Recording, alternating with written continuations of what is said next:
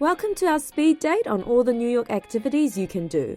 We have also released another video with all the free things you can do in New York, so be sure to check that out as well. A lot of these activities will be part of the GoCity Pass, which we highly recommend. We ended up saving hundreds of dollars from the pass. First on the list is a Broadway show. You cannot come to New York without seeing Broadway show. We're quite lucky when we were in New York, it was Broadway week. So we got 2-for-1 tickets and we went to see Wicked and Harry Potter. We loved Wicked for the epic music and scene. No wonder these Broadway professionals are stars. We also love Harry Potter for their special effects. Next on the list is watching a baseball game.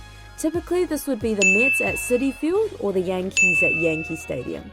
We decided to go to the Mets at Citi Field for convenience because it wasn't far from where we were staying in Queens. While baseball isn't, in our opinion, the most exciting sport, it was still cool to watch such a classic American sport in person. We also recommend watching a basketball game.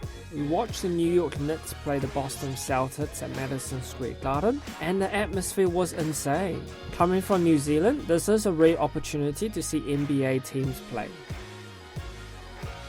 You must visit at least a few of New York's observation decks. You have the Empire State Building, Top of the Rock, One World Observatory, The Edge, and Summit One Vanderbilt.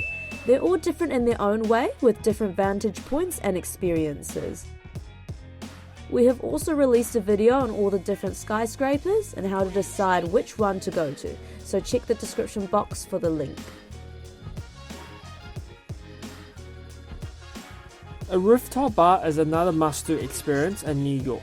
We went to 235th Rooftop Bar for the best food, vibes and views within Manhattan City. If you want a more relaxing, quiet bar, we recommend Lost in Paradise Rooftop Bar in Queens. From here, you can get a view of Manhattan across the Hudson River, which is especially nice at sunset. Bronx Zoo is an easy 45-minute metro ride from Times Square and worth setting aside a whole day. They have the most interesting animals that we have ever seen, like camels, langurs, a tree kangaroo, an okapi, Malayan tapir, snow leopard, Indian gharial, and even Rafiki and Pumbaa. We couldn't get over these two lovebirds. For shopping, we recommend shopping at Macy's for the latest products. If you want to do more shopping, go to shops at Columbus Circle or Oculus Westfield. For better deals, head to TJ Maxx and Nordstrom Rack.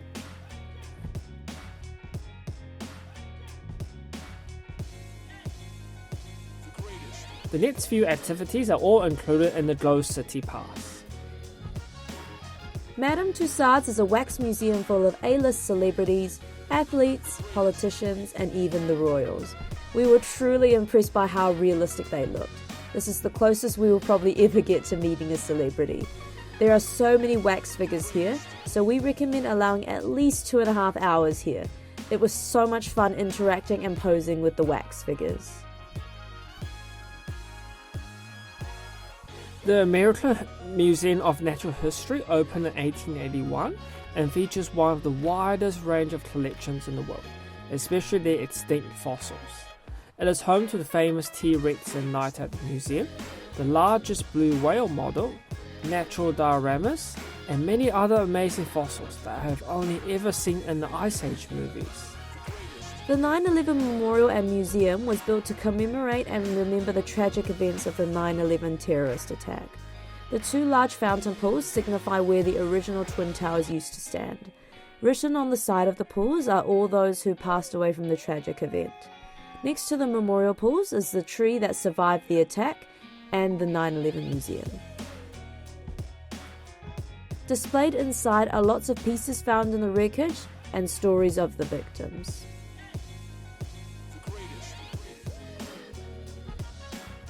The Met Museum is the fourth largest art museum in the world and the largest in the US. And here you'll find art from all over the world, from Egypt, Greece, Europe, Asia, and more. The Armory was also one of our highlights. Spyscape Museum was a spontaneous decision and it was quite a unique experience. We loved reading the stories about real-life spies. They were stories you would only hear in movies. They also do a great job at making it as interactive as possible. There was one activity where you wore a headset and tried to scan a room full of CCTV footage for targets. There was also a laser room activity which was pretty cool. At the end, based off your scores, they tell you what kind of role you would be most suited to. For cruises, we booked with Circle Line Cruises. We went on their Harbour Lights tour, showing you the main highlights during sunset, dusk, and night. The boat departs at sunset, so by the time you reach Lady Liberty, it will already be dark. So we recommend sitting on the left side of the boat so you can catch the best photos of Manhattan at sunset and night time.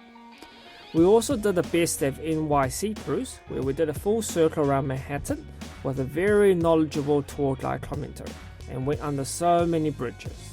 We recommend sitting on the left again for the best views of Manhattan. Intrepid Museum is a must visit for all ages. Here you get to see and explore a real battleship with warplanes. There were so many rooms to explore. They even have a submarine you can walk through. Just be prepared to wait in line. They also had a huge space shuttle displayed, as well as some interactive experiences available. We hope you guys found this useful in planning your New York trip. Please don't forget to like, comment and subscribe.